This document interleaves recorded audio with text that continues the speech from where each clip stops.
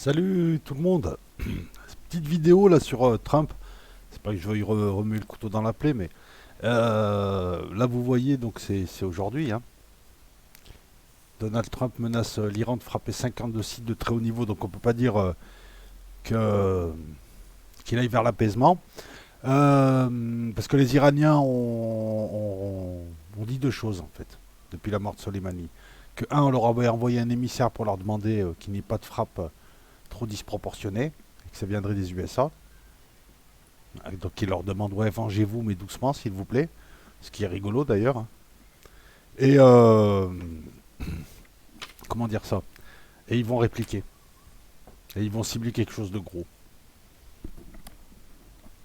Et Trump donc vient de répliquer en disant qu'il menaçait de frapper 52 sites. Pourquoi 52? Ça correspond aux otages américains détenus en 79, de 79 à 80 par les USA, que les USA n'avaient pas pu libérer. Ils avaient tenté une opération qui s'était avérée être un fiasco avec 2 hélicoptères perdus. Je crois qu'il y a eu 8 morts.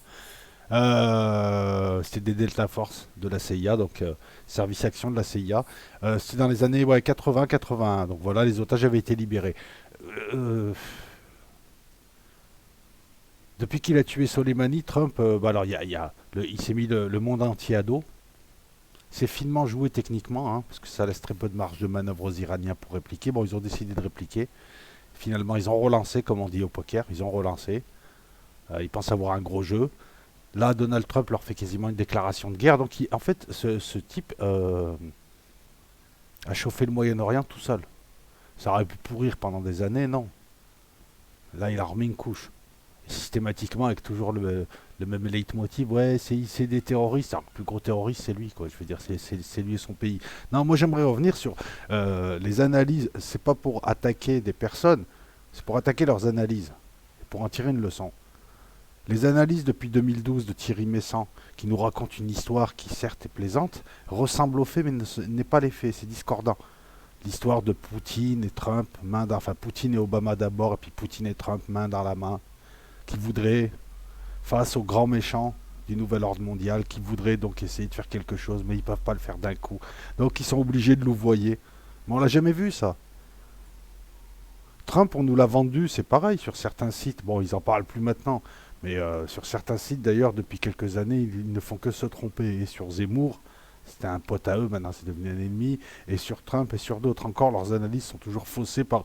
En fait, ils analysent la situation non pas en fonction de la réalité, mais en fonction de ce qu'ils aimeraient que soit la réalité. Et Trump, on nous le vend comme le type qui serait un nationaliste américain à la Texan. Bon, on oublie de dire qu'il est new-yorkais, hein, mais bon, qui aurait des méthodes de Texan de cow-boy, l'américain classique, le gentil flic, qui serait beaucoup mieux que Hillary Clinton. Mais moi, je m'aperçois que ce type est plus intervenu qu'Obama et est plus intervenu. C'est lui, l'autre, l'état profond. Là, j'ai vu une émission. Bon, d'habitude, le gars a des analyses plus ou moins pertinentes, même s'il est un petit peu pour pas le nommer Radio-Québec, mais là le mec te fait des contorsions pour essayer de nous expliquer encore, j'ai le droit d'attaquer son analyse, j'attaque pas la personne, j'attaque pas sa chaîne, mais pour nous expliquer encore que c'est une feinte, c'est un gage donné à l'état profond, mais c'est lui l'état profond, c'est juste une faction de l'état profond. Trump est plus intervenu que Obama, et je suis sûr que même Clinton ne serait pas intervenu comme ça. Il s'est mis le monde à dos, c'est le type qui avait des engagements isolationnistes. Et il est plus interventionniste que Obama. Il devait se retirer de Syrie, il a transféré des troupes et il en ramène. Il devait se retirer du Moyen-Orient, lorsque tu comptes, il y a je crois 15 000 hommes en plus. Il devait calmer le jeu et être main dans la main avec Poutine. On n'a jamais vu des USA aussi anti-russes.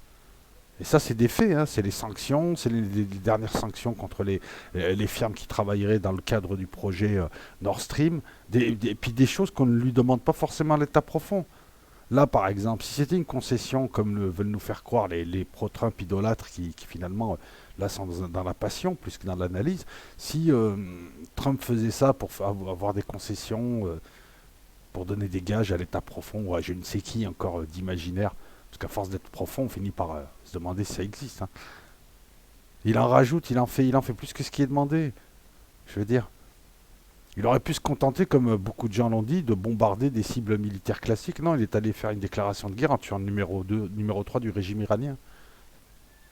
dans un pays où on ne veut pas de la présence américaine, à côté d'un pays qu'il occupe illégalement, c'est pas moi qui le dis, c'est le droit international, il fait des exécutions ciblées et il pérore. Ça, l'État profond ne lui a pas demandé. Non, parce qu'il aurait pu. C'est qui a tweeté un drapeau américain tout de suite après la mort? C'est qui menace là de frapper 50 de sites de très haut niveau? Ce qui entraînerait une guerre, hein.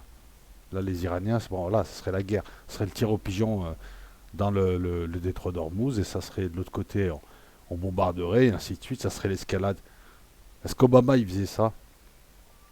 La reconnaissance de Jérusalem, capitale historique d'Israël, le refus de livrer des Israéliens ou des Américains à la CPI, le soutien inconditionnel à Israël, mais plus que ne l'a fait Obama, plus que ne le ferait Clinton. C'est Trump, ça? Dites-moi les analystes. Ah, c'est pour donner des gages aux sionistes et à l'État profond. Mais il est sioniste, le gars. Il s'en cache pas. On nous vend un personnage qui n'est pas. Parce que là, il est clairement faucon, interventionniste. Il fait le jeu des firmes pétrolières, il fait le jeu du lobby industriel et de l'armement, il fait le jeu de tous ceux qui voulaient qu'il reste au Moyen-Orient. Et en fait, j'ai envie de dire que c'est. Hein, il a viré Bolton, mais c'est lui Bolton en fait. Et ouais. Et là, il en fait plus qu'on lui demande. Donc pourquoi nous faire croire que ce gars-là fait ça, mais il fait ça, mais il est réticent à le faire, c'est juste pour essayer de ménager une élection. Quel est l'intérêt là pour lui? Parce que tu démarres pas un truc comme ça et tu l'intensifies pas au moment des élections. Là, s'il y a une guerre, ça ne peut que le gêner. Ah, c'est pour empêcher, comme je l'ai entendu, que la procédure d'impeachment aboutisse, mais la procédure d'impeachment n'a pas abouti, c'est déjà fait. Je ne sais même pas si la Chambre des représentants a transmis la procédure au Sénat, et au Sénat, c'est verrouillé, son parti est avec lui. Une réponse forte contre l'Iran, mais il aurait pu répondre sans aller aussi fort, sans faire un geste aussi fort. Il aurait pu se contenter de bombarder des cibles de manière massive. Il aurait pu se contenter de laisser faire les Israéliens. Non, il va le faire lui. Depuis qu'il est là, excusez-moi, hein, moi je vois l'état profond américain et je vois quelqu'un qui est pire que Clinton. Parce que Clinton, lorsqu'elle a exercé, c'était pas aussi interventionniste. Je comprends pas. Il est anti-européen. D'ailleurs, il est hyper exigeant avec l'Iran et dans le Golfe, mais avec la Corée et la Chine, il est moins exigeant par contre, hein. Ça aussi, c'est cette politique de poids, de mesure. On n'a jamais vu un type aussi anti-palestinien. Obama ne l'était pas comme ça. Il y a des analyses complètement fausses, et il y a des analyses comme celle que je dénonce là, qui sont proches de la réalité, mais qui ne sont pas la réalité. Voilà, c'est un chanteur de chorale qui chanterait légèrement faux. On croit qu'il chante, mais non, il chante pas quand tu regardes les faits. Donc ceux qui me vendent Trump comme le type qui est aux mains de l'État profond et qui essaye de s'en sortir et qui louvoie, non, c'est lui l'État profond.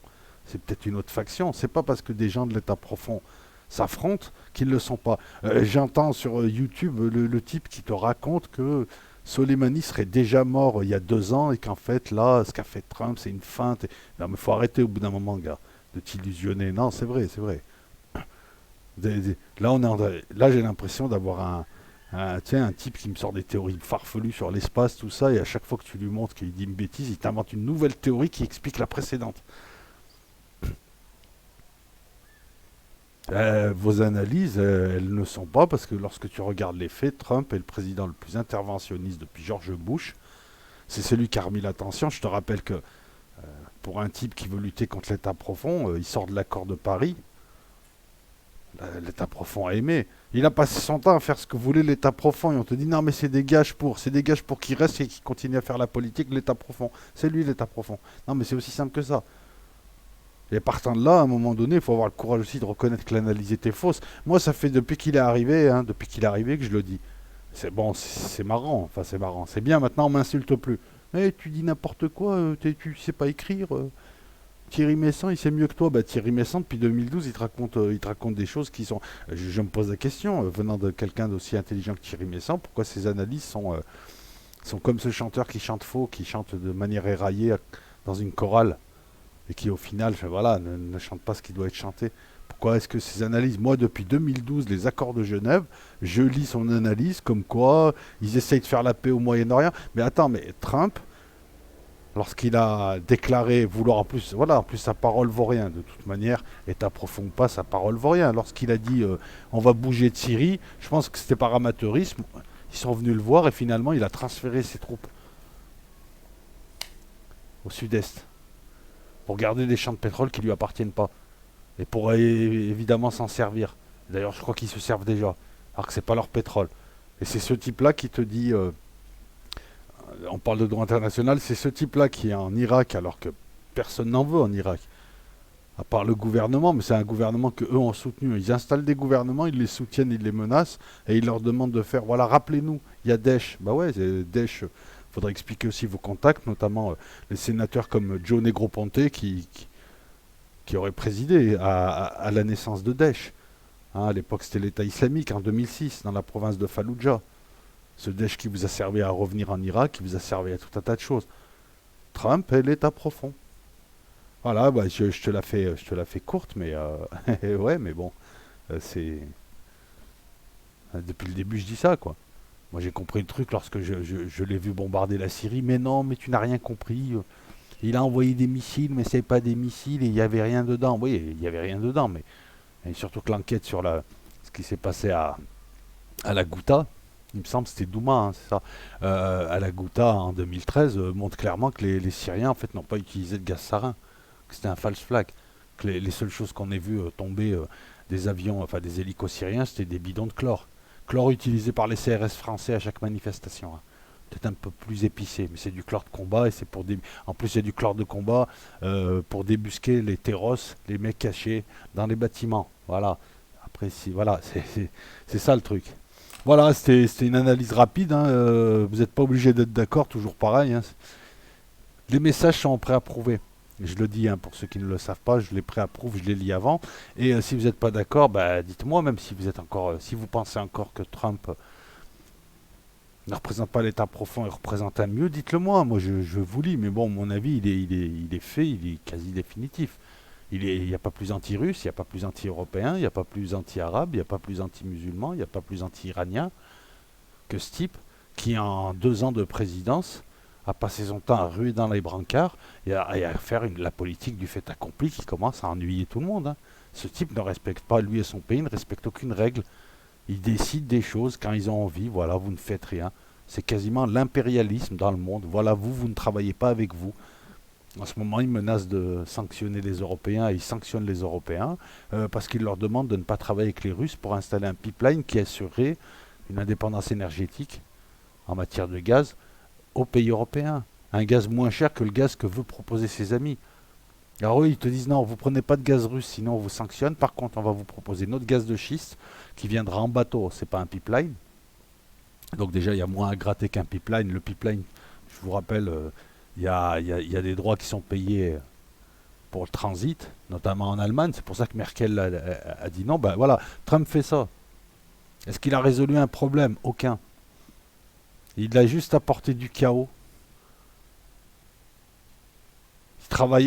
Les Américains travaillent seuls, méprisent les Européens, méprisent tout le monde, donc ils décident à l'avance de ce qu'il y a à faire ou pas. Et je te dirais même que sa politique pro-israélienne jusqu'à la moelle, mais de manière éhontée. Non, mais il faut le dire quand même. Je veux dire, il s'en est pas caché. Là encore une fois, voilà, c'est pas une politique pour ramener la paix, c'est la politique du fait accompli. On est les plus forts, c'est nos amis, ils sont plus et ils nous dirigent un peu, et puis ils ont leur courant aussi aux USA qui peut m'aider à me réélire. Voilà, bon, on va pas tourner autour du pot. C'est une petite analyse vite fait, un petit constat, même pas une analyse, un petit constat. Tu prends les faits, tu regardes ce qu'on dit de lui au début, tu regardes ce qu'on dit de lui maintenant, tu prends les faits, tu regardes ce qu'il a fait, tu t'aperçois qu'il a fait pire qu'Obama et Clinton réunis. C'est tout, je l'invente pas. Voilà. Des vidéos à venir sur Los Locos, sur Patreon, voilà. Des vidéos sur l'actualité, on suit l'actualité, puis on va voir un petit peu, mais je sens que cette affaire va mal finir, hein, finalement. Samedi, je crois, non, vendredi en live, on disait qu'on ne savait pas, mais de plus en plus, je m'aperçois qu'on va pas vers l'apaisement et qu'on va aller vers un affrontement USA contre Iran avec les Européens qui vont venir aider, bon gré mal gré, les USA, puis ça préfigure, guerre au Moyen-Orient, égale crack économique au printemps, en Europe, et égale après, voilà, après c'est l'inconnu. Allez, portez-vous bien, toutes et tous.